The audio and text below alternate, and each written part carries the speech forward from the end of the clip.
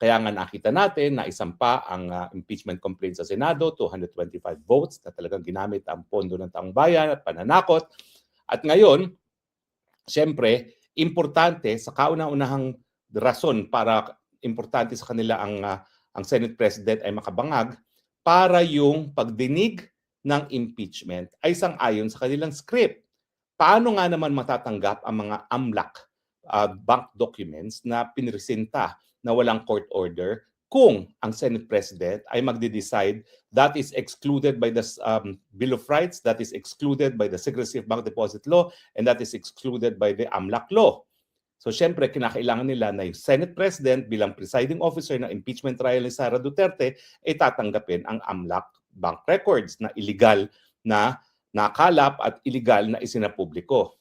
Ganun din ang dahilan kung bakit kinakailangan nilang na makabangag Senate President para yung testimonya ni Madriaga ay matanggap. Bagamat ito talaga ay immaterial, irrelevant kasi nga po hindi naman kasama doon sa original na filing ng impeachment complaints laban kay Inday Sara Duterte.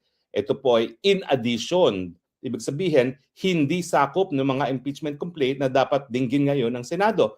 Pero kung makabangag ang Senate President na presiding officer, tatanggapin din yan mga ebidensya galing kay Madriaga na sinungaling, na nakakulong dahil siya ay minsan na rin na napatunayan at nabigyan ng parusang kamatayan dahil nga sa krimen na kidnapping for ransom.